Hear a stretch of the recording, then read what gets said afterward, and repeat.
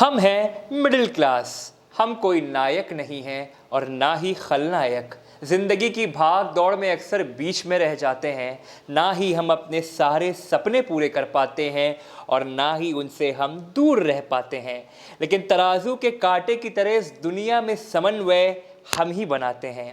ना तो हमें गिड़गिड़ाना आता है और ना ही छीनना। हमें तो बस आशाओं को प्यार से बहलाना और फुसलाना आता है। कभी अमीरों के हम सारथी बन जाते हैं तो कभी गरीबों के साथी, लेकिन खुद की मदद के लिए हमेशा शांत रह जाते हैं। हाँ, हम मिडिल क्लास वाले हैं। ऊपर कही गई पंक्तियां मिडिल क्लास यानी मध्यम वर्गीय परिवारों की अवस्था को मार्मिक भावनाओं के साथ बताती है। जब भी हम सुबह तड़के की चाय का आनंद चुस्कियों के साथ लेते हुए अखबार पढ़ते हैं तो महंगाई और बढ़ती बेरोजगारी को देखकर हम अचरज में पड़ जाते हैं और हमारा चेहरा शांत मुद्रा में चिंतित हो जाता है, क्योंकि हम जानते हैं कि हम वही हैं, मिडिल क्लास, ज़्यादा आकांक्षाओं वाले पर कम संसाधन वाले। चुनाव होते हैं, सरकारें बनती हैं, नेताजी आते हैं, नेताजी जाते हैं, लेकिन क्या मिडिल क्लास के ऊपर कोई गंभीर चर्चा होती है? देश के आर्थिक और स्वास्थ्य हालात किसी से नहीं छुपे हैं और कोरोना महामारी ने अगर सबसे बड़ी छुपी हुई चोट किसी को पहुंचाई है तो वो है मिडिल क्लास। यूं तो सरकार ने कोरोना के नाम पर बहुत सारे पैकेज की घोषणा की, लेकिन मिडिल क्लास के हाथ में क्या आया? कुछ भी तो नहीं। चाहे पेट्रोल की बात करें, डीजल, सरसों के तेल, कोई खाद्य वस्तु, दवाई या हमारे प्यारे बच्चों की पढ़ाई, इन सब के बढ़ते दामों ने महंगाई को सिर्फ बढ़ाने का काम किया है और मिडिल क्लास की जीवन लीला के ऊपर एक खतरनाक प्रहार किया है। मई 2014 से अब तक खुदरा महंगाई अपने सबसे उच्चतम पायदान पर है, जिसका मतलब साफ है, महंगा खाना, महंगा तेल और शांत मिडिल क्लास। यूं तो टीवी पर राजनीति की बात होती है, खेल के मैदान की याद और बॉलीवुड के ठुमकों की दरकार, लेकिन इस देश की रीढ़ की हड्डी कहे जाने वाले मिडिल क्लास को क्यों कर दिया जाता है दरकिनार? आज कबीर न्यूज़ आपके सामने लाने जा रही है मिडिल क्लास के ऊपर एक स्पेशल एपिसोड वाली सीरीज़, जिसमें हम हर मिडिल क्लास यानी मध्यम वर्गीय परिवारों के पास जाएंगे, उनकी पीड़ा सुनेंगे और उनके दुख और समस्या को अपने चैनल पर दिखाएंगे। बहुत देख लिया आपने राजनीति, बहुत देख लिया आपने खेल, बहुत देख लिए आपने नाच और गाने, अब ज़रा देख लो मिडिल क्लास को, ओ दीवाने। प्रस्तुत है हमारी ये रिपोर्ट। कभी गरीबों का सारथी बन जाता हूँ तो कभी अमीरों का साथी। इन पंक्तियों की हम जब बात करते हैं तो एक प्रॉपर मिडिल क्लास फैमिली की बात आती है। आज हम स्टोरी कर रहे हैं एक मिडिल क्लास फैमिली के ऊपर और उसी के तहत आज हम कानपुर के एक परिवार के पास आए हैं, एक मध्यम वर्गीय परिवार के पास आए हैं और उनसे जानेंगे कि कैसे वो अपनी दिनचर्या को आगे बढ़ाते हैं, क्या उनको समस्याएं आती हैं, क्या उनकी सरकार से अपेक्षा है और क्या उनके सपने हैं। किसी भी घर की जो होम मिनिस्ट्री होती है यानी कि जो गृह मंत्रालय होता है, उस गृह मंत्रालय की गृह मंत्री यानी कि एक गृहिणी मेरे साथ मौजूद हैं, हम उनसे बात करेंगे। दीदी नमस्कार। दीदी क्या नाम है आपका? मेरा नाम है सुधा पाल। सुधा पाल। सुधा दीदी मेरे साथ हैं, हम उनसे बात करेंगे। सुधा जी, खाना वगैरह आप बनाती होंगी घर में, तो कौन सा तेल उपयोग करती हैं? सरसों का तेल उपयोग करते हैं। सरसों का करती हैं? फॉर्च्यून क्यों नहीं करती हैं? कभी कदार वो उसको भी कर लेते हैं, जैसे पूड़ियाँ वगैरह सीखनी होती हैं तो उसको भी कर लेते हैं और ज़्यादातर के मैं सरसों का तेल में यूज करती हूँ। लेकिन अक्सर कहा जाता है फॉर्च्यून हो गया या और कच्ची धानी का हो गया, ये ज़्यादा अच्छा माना जाता है, तो कोई ख़ास वजह महंगा है इसलिए नहीं इस्तेमाल करती हैं? जी, महंगा है इसलिए। महंगा है? हाँ, इसलिए इस्तेमाल तो करना चाहती हैं वो तेल, लेकिन महंगा है। एक सवाल मैं आपसे और पूछूंगा, जो महिलाएं होती हैं उनको कहा जाता है ये घर की होम मिनिस्ट्री का संचालन करती हैं, आप लोगों को होम मिनिस्टर का दर्जा दिया गया है, ठीक है।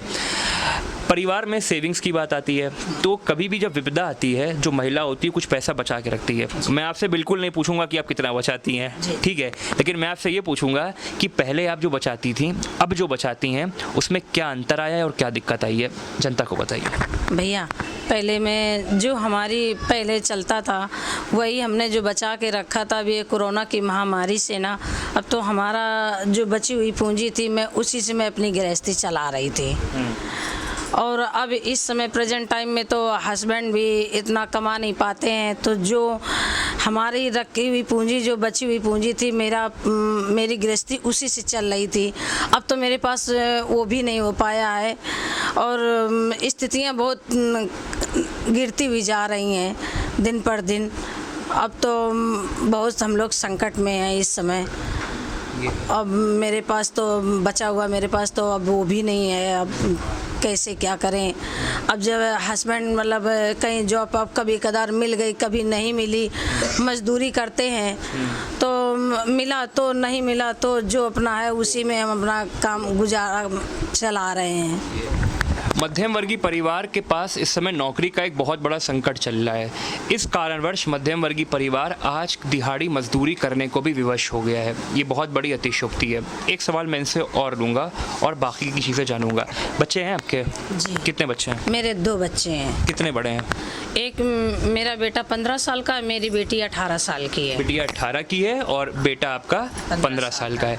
अच्छा, जो बच्चे होते हैं, क्योंकि मैं भी किसी का बच्चा हूँ, मेरी भी माँ है, मैं भी उस उम्र से गुजर चुका हूँ, तो हम लोग अपनी माँ से पैसे मांगते हैं, माँ मुझे यहाँ जाना है, उसका पैसा दे दिए। तो बच्चे मांगते हैं पैसे कहीं जाने के, तो आप क्या उतना दे पाती हैं? अब तो नहीं दे पाती, चूँकि जब होता है तभी देती हूँ कि हमें गृहस्थी भी देखनी है, उसी में हमको बच्चों को भी देखना है, उसी में पेट पालना है और बीमारी हरी सब, तो मैं नहीं कर पाती हूँ उस तरीके। मन में कहीं ना कहीं दुख होता है, बच्चा मांग रहा है, बहुत कष्ट होता है कि मेरा बच्चा आज कहीं आज बुक्स के लिए मांग रहा है, कहीं आज दवा के लिए मांग रहा है, कहीं आज पेन पेंसिल, अरे अनेक चीज़ों के लिए बहुत खर्चे होते हैं बच्चों के पास। नहीं मैं कर पा रही हूँ, क्योंकि जब होता है तब देती हूँ, अब मेरे पास नहीं है तो मैं नहीं कर पा रही हूँ। जी, ये है। देखिए, सरकार की योजनाएं तो बहुत आती हैं और ख़ासकर एक ऐसे तबके के लिए आती हैं जो रोज़मर्रा के जीवन में रोज़ कमाने का काम करते हैं, लेकिन एक सैलरीड जिसको तनख्वाह मिलती है, सैलरी मिलती है, उसके लिए सरकार क्या कर रही है, ये बड़ा प्रश्न होता है। एक मेरे साथ यहाँ दादी बैठी हैं, मैं उनसे बात करूँगा, आइए उनसे बात करते हैं। दादी राम राम, आपकी सास नहीं है? जी जी। अच्छा। दादी क्या नाम है आपका? विमला पाल। चंगी, बढ़िया, ठीक ठाक, कोई बीमारी वगैरह तो आपको नहीं? Blood pressure, sugar? नहीं, शुगर बीमारी नहीं। बीपी भी नहीं है, शुगर नहीं है? कोई दवाई चल रही है आपकी? नहीं, अभी तो नहीं दवाई चल रही। कोई दवाई नहीं चल रही है, ठीक। आप एक ऐसी इंसान जिसने बहुत पुराना दौर भी देखा है और नया दौर भी देख रही हैं, तो मैंने आपकी बहू से बात करी, आपके घर में बच्चे हैं, उनसे बात करी, जिन्होंने मुझे आज के मौजूदा हालातों के बारे में बताया। मैं आपसे सिर्फ इतना जानूंगा कि जो पहले बहुत आप वाला समय चलता था, समय तो खैर आज आप भी चल रहा है आपका, जो पहले वाला समय चलता था, उस दौर की महंगाई में और आज की दौर की महंगाई में आप क्या देख पा रही हैं, जनता को बताइए। बहुत अंतर है उसमें, आसमान का है। मतलब पहले तो मतलब जैसे बनता था वैसे चल जाता रहा है। हाँ। अब तो बिना पैसे से कोई काम नहीं चलता है। हाँ, अब तो नई पीढ़ी में है। हाँ। पहले पुरानी पीढ़ी तो निकल गई। तो हाँ, तो इसमें है कि खर्च के अलावा अब कोई दिखाता नहीं कि बच्चे हैं, बहू हैं, तो यही होते खर्च है। अब तो बच्चों हमारे तो अलग अलग हो गए हैं, तो अपना अपन खर्च देख रहे, किसी का है खर्च पास, किसी नहीं है, मगर जैसे बनाते तैसे चलाते हैं हमारे। हाँ। पेंशन वगैरह कुछ आपको? नहीं, पेंशन ऐसा नहीं। प्राइवेट में थे आपके पति? नहीं थे पहले, मतलब खटार रहा है भैंसी का। अच्छा, वो अलग विषय हो गया। तो ये दादी थी, इन्होंने हमको बताया कि पहले एक अलग हालात थे, अब एक अलग हालात थे। तो अभी मैंने आपको एक गृह मंत्रालय की गृह मंत्री से मिलवाया था, अब मैं दूसरे गृह मंत्रालय आया हूँ, यानी ये गृह मंत्री के पास आया हूँ। कहने का तात्पर्य ये है कि किसी भी घर की गृह मंत्री की बात होती है तो उस गृहिणी की बात होती है। मेरे साथ बात करने के लिए मौजूद हैं, आपका क्या नाम है दीदी? मेरा लक्ष्मी चतुर्वेदी। लक्ष्मी जी मेरे साथ बात करने के लिए मौजूद हैं, मैं उनसे बात करूँगा। महंगाई छुपी नहीं है किसी से, और ख़ासकर मिडिल क्लास को कितनी समस्या आ रही है ये छुपा नहीं है। एक गृहिणी होने के नाते, आप मिडिल क्लास की एक हिस्सा होने के नाते कैसे इस पूरी घटना को देख रही हैं, कितना सेक्रीफाइस कर रही हैं? सेक्रीफाइस की अगर बात करें तो सबसे ज़्यादा सेक्रीफाइस अगर कोई करता है तो मिडिल क्लास ही करता है, क्योंकि जो गवर्नमेंट होती है वो अपर लेवल के लोगों का भी ध्यान रखती है, वो उनके पास सेविंग्स बहुत मोटी होती है, अदर बेनिफिट्स उनके पास गवर्नमेंट ज़्यादा दे देती है, तो उनके पास वो रहता है। और जो लोअर क्लास होता है उसके पास ऑलरेडी गवर्नमेंट इतनी उसको योजनाएं दे रही है इस समय, जो उनके डायरेक्ट उनको मिल जाता है, कहीं उसमें कोई वो नहीं, प्रॉब्लम्स नहीं है। बट मरता कौन है? Middle class. तो मिडिल क्लास के ऊपर तो उस समय कमर टूटी हुई है महंगाई की। अभी जिस तरह महंगाई चल रही है, सबके दाम बढ़े हुए हैं और आय भी लोगों की नहीं हो रही, लोग सेविंग से काम चला रहे हैं अपना, तो घर के जो खर्च हैं, घर की जो सामग्री, उसमें क्या कटौती कर रही हैं आप? कटौती तो बहुत हो रही है, हर चीज़ पे कटौती हो रही है। अगर हमें क्वालिटी वाइज कोई प्रोडक्ट लेना है तो जाहिर सी बात है, पहले अगर हम वो चीज़ें 1 किलो लेते थे, अब उसमें आधा किलो कर दिया गया है। कहीं ना कहीं अगर हमें क्वालिटी चाहिए तो करना ही पड़ा, चूँकि जब ट्रांसपोर्टेशन महंगा हो जाता है तो हर चीज़ महंगी हो जाती है। बाकी जितने भी घर में जैसे दूध आ गया, बादाम आ गया, ड्राई फ्रूट्स आ गए, उसमें आपने पूरी कटौती कर दी है। एक मैं सवाल आपसे और पूछूंगा, मैं ये पूछूंगा, मैंने पहले भी पूछा था जिनका मैं इंटरव्यू ले रहा था, मैं आपसे भी ये पूछूंगा कि घर में जो एक गृहिणी होती है वो कुछ पैसा बचा के चलती है ताकि कोई विपदा आए तो वो उस पैसे का उपयोग अपने परिवार के ऊपर कर सके। आप भी कर रही होंगी, बेशक हर कोई करता है। तो पहले आप जो करती थी, अब जो आप करती हैं, उसमें कितना अंतर देख रही हैं? बहुत ज़्यादा अंतर है, 60 to 70% का डिफरेंस आ चुका है पहले और अब में, सेविंग्स में, नो डाउट। ट्रांसपोर्ट आप यूज़ करती होंगी, आप जाती होंगी, तो पब्लिक ट्रांसपोर्ट बहुत लिमिटेड है। ओला उबर का ट्रेंड बहुत ज़्यादा चल गया है और उसके रेट भी बहुत ज़्यादा फ्लक्चुएट होते हैं। कहीं आप 5 किलोमीटर जाइए, आपको 15 रुपये देने पड़ते हैं, कभी 50 देने पड़ते हैं। तो आपने खुद क्या इसको एक्सपीरियंस से महसूस किया है? कई बार महसूस किया है, बहुत ज़्यादा। ओला से तो मुझे बहुत शिकायत है, क्योंकि उनका एक तो हम लोग यूज़ भी करते हैं, उसके बाद भी रेंज उतने इनके हाई हो जाते हैं। जब ज़रूरत पे होता है, कभी कभी रेनी सीजन पे भी आपने देखा तो 10 to 20% के जो दाम होते हैं वो एकदम से इंक्रीज़ होते हैं। First thing. सेकेंड थिंग ये होता है कि अभी मैंने लास्ट दिसंबर में ओला किया था, यहाँ से रंगोली गेस्ट हाउस का जो रेंट होता है वो मैंने 700 उसको पे किया है मैंने। एक उससे पहले मैंने लास्ट अगस्त में मैंने उसकी एक राइड ली थी। कैन यू बिलीव, यहाँ से राजरतन दाल मंडी का मैंने उसको जो किराया दिया था वो मैंने 800 रुपये के लगभग दिया था। लखनऊ कानपुर की दूरी जैसे हो गई। हाँ बिल्कुल, तो मतलब बहुत ज़्यादा पे करना पड़ रहा था, लेकिन चूँकि ज़रूरी पैंडेमिक सीज़न था, कहीं ना कहीं हाइजीनिक का ध्यान भी रखना था, सब चीज़ें थी, तो फिर करना मजबूरी थी, मजबूरी में किया। लेकिन ओला का तो बहुत ज़्यादा चल रहा है, बहुत ज़्यादा चल रहा है। मिडिल क्लास, अब मिडिल क्लास की तो वैसे ही कमर टूटी हुई है, उसमें तो कोई इफेक्ट। टूटी हुई कमर का इलाज क्या है? आप क्या उम्मीद करती हैं सरकार से या और भी जो हुक्मरान ऊपर बैठे हुए इनसे? आप क्या अपील करना चाहती हैं? हम सिर्फ गवर्नमेंट से ये कहना चाहते हैं कि आप जो ये प्राइवेट सेक्टर्स हैं उनमें कुछ थोड़ा सा अंकुश लगाया जाए, जिससे कि सभी को, सिर्फ मिडिल क्लास की कहीं ना कहीं अगर कोई योजना आती है, कुछ आता है, तो सभी को थोड़ा बहुत रिलैक्सेशन मिलता है। तो इस जो ओला है वो सभी क्लास के लोग यूज़ करते, चाहे मिडिल हो, चाहे लोअर हो, चाहे हाई हो, क्योंकि ज़रूरत पे सब यूज़ करते हैं उसको। तो कहीं ना कहीं सबको मिलेगा उसका बेनिफिट। उसको जो है आपने अपने रेगुलेटरी में लाना चाहिए, कुछ संशोधन उसमें करने चाहिए।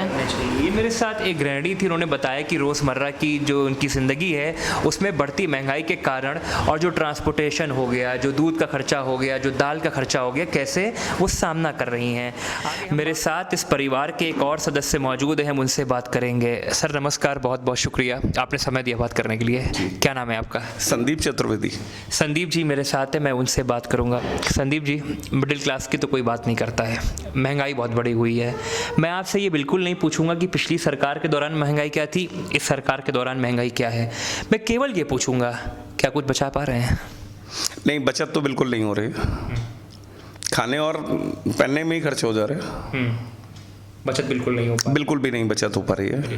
देखिए, जो एक मिडिल क्लास फैमिली होती है, जो मध्यम वर्गीय परिवार होता है, उसकी उम्मीदें बहुत होती हैं, आकांक्षाएं बहुत होती है। उसको गाड़ी भी चाहिए, बढ़िया फ़ोन भी चाहिए, एक अच्छा फ्लैट भी चाहिए, और उस पूर्ति के लिए वो कहीं ना कहीं EMI या लोन का सहारा लेता है। बिल्कुल ठीक है। मैं आपसे नहीं पूछ रहा हूँ आपने कोई लोन लिया है, EMI का उपयोग कर रहे हैं, लेकिन अगर आप कर भी रहे हैं किसी प्रकार से, तो उसकी कितनी मार झेल रहे हैं? अगर देखा जाए तो लॉकडाउन की वजह से बहुत सारे लोगों की इनकम चली गई, उनमें से एक मैं भी हूँ। और EMI कंटिन्यू चल रही हैं, उनका इंटरेस्ट कंटिन्यू जा रहा है, तो कहीं ना कहीं स्थिति तो खराब हुई है।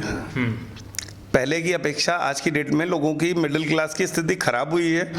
और चाहूँगा कि गवर्नमेंट भी इसके ऊपर थोड़ा सा विशेष ध्यान दे, इस वर्ग के ऊपर भी। वर्ग के ऊपर जी, क्योंकि अक्सर ऐसा होता है जो योजनाएं आती हैं या तो बिल्कुल निचले तबके के लिए आती हैं या अपर क्लास की। मैं एक रिपोर्ट का इसमें हवाला दूंगा। फाइनेंशियल एक्सप्रेस में एक आर्टिकल छपा था, उसमें लिखा था कि 55% जो मिडिल क्लास है वो भारत में रहता है, जो कि चीन और अमेरिका को एक बड़ी टक्कर देता है। उसके बाद भी कहीं ना कहीं ये मिडिल क्लास त्रस्त है। मैं सर से एक क्वेश्चन और लूँगा, एक बात उनसे और करूँगा।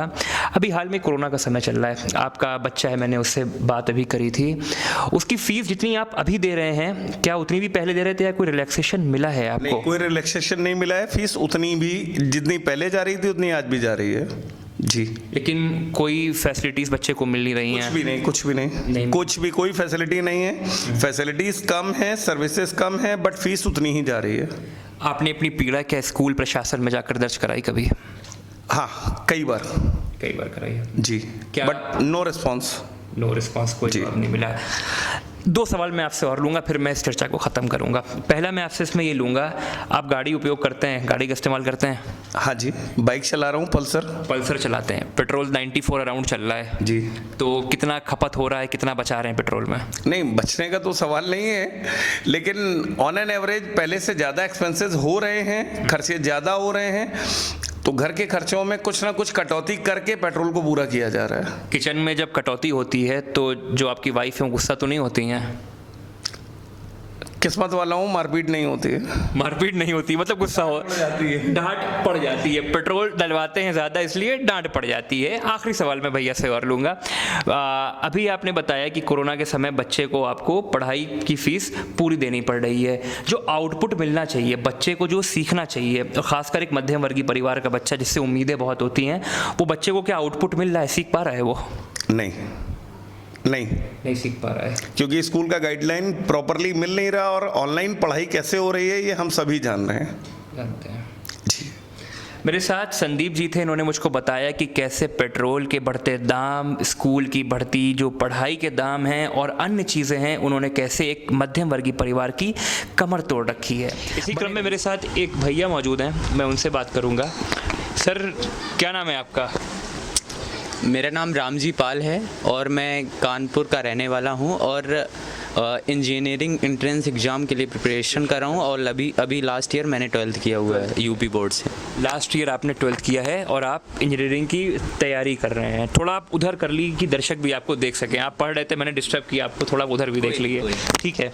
तो भैया ने बताया कि ये इंजीनियरिंग की अभी तैयारी कर रहे हैं। अच्छा, जब भी इंजीनियरिंग की तैयारी की बात आती है या किसी भी बड़े कॉम्पिटिटिव एग्ज़ाम की बात आती है तो कोचिंग अनिवार्य मानी जाती है, तो कोई कोचिंग कर रहे हैं क्या? मैंने वैसे स्पेशली कोचिंग के लिए प्रिपेयर नहीं किया है, लेकिन अभी ऑनलाइन में मैंने काका दो के कुछ टीचर्स हैं जिनसे मैंने बात की थी, तो ऑनलाइन क्लासेस चल रही हैं और उसी से हम लोगों को असाइनमेंट वगैरह मिल जाता है, तो जो वो लोग पढ़ाते हैं उसके बाद प्रैक्टिस के लिए हम लोग असाइनमेंट भी लगाते हैं। नहीं, तो आप असाइनमेंट लगाते हो, आपने बताया। मैं आपसे जानना चाह रहा हूँ कि क्या आप कोई कोचिंग अभी और कर रहे हो? नहीं, और कोई कोचिंग नहीं है, बस वही ऑनलाइन का है। ऑनलाइन का है जी। तो कुछ फ़ीस दी है आपने? नहीं दी है इसमें? जी, उसके लिए फ़ीस देनी पड़ी थी। कितनी फ़ीस दी थी? अप्रॉक्स 50+। 50,000 रुपये फ़ीस दी थी। छोटे परिवार से आते हैं, मध्यम वर्गीय परिवार से आते हैं, सपने बहुत ऊंचे हैं, IIT जाना है। मान लिए, मैं तो चाहता हूँ, भगवान से प्रार्थना करता हूँ आप IIT जाएं। मान लीजिए अगर IIT नहीं जाते हैं, NIT उससे नीचे होता है, IIIT उससे नीचे होता है, अगर ये नहीं होता है तो बहुत सारे BTech के लिए कॉलेजेस हैं, उसका रुख करेंगे क्या?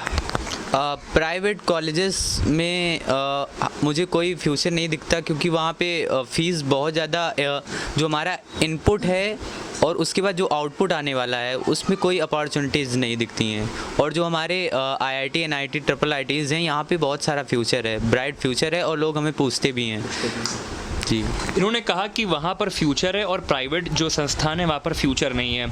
इस बात का उदाहरण एक बात से और स्पष्ट होता है। मैं कैमरामैन से कहूँगा ज़रा ऊपर रखी ट्रॉफीज़ आप दिखा दें। एक ट्रॉफ़ी, 2 ट्रॉफ़ी ये रखी हैं, वो मेडल रखे हुए हैं।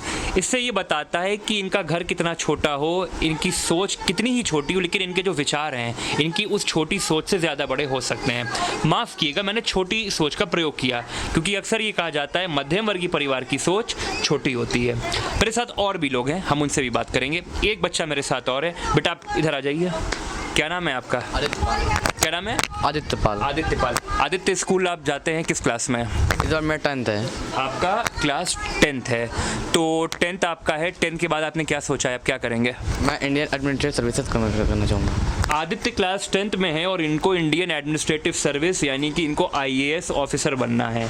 जैसा कि मैंने पहले बोला था कि भले ही इनके ख्वाब बहुत बड़े हों, लेकिन ये एक मध्यम वर्गीय परिवार से आते हैं। बड़े ख्वाब और मध्यम वर्गीय परिवार, उसका सटीक उदाहरण आदित्य हमारे साथ हैं। हैं। आदित्य, मेरी शुभकामनाएं आपको कि आप IAS की तैयारी कर रहे हैं, आप ज़रूर बने। IAS की जो भी तैयारी करता है वो एक प्लान B लेके ज़रूर चलता है, क्योंकि 1% से भी कम आदमी इसमें सफलता प्राप्त करता है। मैं भगवान से प्रार्थना करूंगा कि आप IAS बने। मान लीजिए नहीं बन पाते हैं तब प्लान B क्या रहेगा? तो फिर मैं फिजिकल के लिए देखूंगा। इसके लिए देखेंगे? फिजिकल के लिए। फिजिकल थोड़ा बताइए। फिजिकल जैसे आर्मी ऑफिसर या एयरफोर्स ऑफिसर या नेवी ऑफिसर की तरह। तो मैंने मिडिल क्लास जो परिवार होता है, एक मध्यम वर्गीय परिवार होता है, उसमें जो बच्चे होते हैं जो भारत का भविष्य बनाने का पूरा प्रयास करते हैं, उनका मैंने आपको इंटरव्यू करके दिखाया और जाना कि उन्हें क्या आगे उम्मीदें हैं। अब इनसे एक बात मैं और जानूंगा, खासकर इनके जो भाई हैं रामजी पाल, उनसे। रामजी पाल जी, आपको क्या समस्याएं आती हैं? आप एक यंगस्टर हो, एक मिडिल क्लास फैमिली से आते हो, पिताजी के ऊपर माताजी के ऊपर आपको आश्रित रहना पड़ता है, तो कैसे अपना खर्चा निकालते हो? कैसे बार बार पैसा मांगते हो? क्या करते हो? थोड़ा बताओ जनता को। एक बार मेरे पास मैं जब घर से आया तो पापा से मैंने पैसे मांगे, पापा ने दे दिए कुछ पैसे। और डेली हम लोगों को पढ़ाई के, जब ऑफलाइन कोचिंग चलती थी, काकादेव खुला हुआ था अभी कोरोना से पहले, तो वहाँ पे जाना होता तो हम लोगों का किराया लगता था डेली। तो वहाँ पे पूरे दिन क्लासेस चलती थी, तो भूख भी लगती थी, तो वो भी खाते आते थे, तो इसके कारण पैसे पता नहीं चलते थे। तो कभी कभी मेरे साथ ऐसा हुआ है कि मेरे पास कुछ पैसा नहीं रहा है, तो उस दौरान मैंने अपने दोस्तों से मदद मांगी, या कभी कभी मैं पैदली, मैं क्या करता था, जाता था तो टाइम से पहुंच जाऊं इसलिए मैं सवारी से चला जाता था, वापस आते समय मैं पैदल ही आ जाता था। लेकिन सवारी में भी खर्चा हो जाता है आने जाने में, अगर जी इसीलिए मैं जाते समय इसलिए कि टाइम से पहुंच जाऊं, और उसके बाद आने में कोई टाइम की लिमिटेशन नहीं रहती थी, तो हम पैदल ही आ जाते थे। तो और इसके साथ साथ बहुत सारे संसाधनों का भी होता है कि टेक्नोलॉजी का ज़माना है, टेक्निकल चीज़ों की जो आवश्यकता है, और भी बहुत सारी चीज़ें जो आजकल के कंपटीशन के दौर में ज़रूरी हो गई हैं, जिसके लिए जो हमारे संसाधन है, जैसे हमारा कंप्यूटर हुआ, इंटरनेट सुविधा हुई, तो इन सारी चीज़ों के लिए भी बहुत सारी समस्याओं का सामना करना पड़ता है। इसलिए जैसे हमें रिचार्ज ख़त्म हो गया या किसी भी, तो ये चीज़ भी मांगना पड़ता है, तो बड़ा वैसा लगता है। लेकिन हमारे पापा एक मध्यम वर्गीय किसान हैं और खेती करते हैं, तो उनकी उतनी आमदनी नहीं है, लेकिन जितना भी वो कमा पाते हैं सारा पैसा मुझ पर इन्वेस्ट कर देते हैं।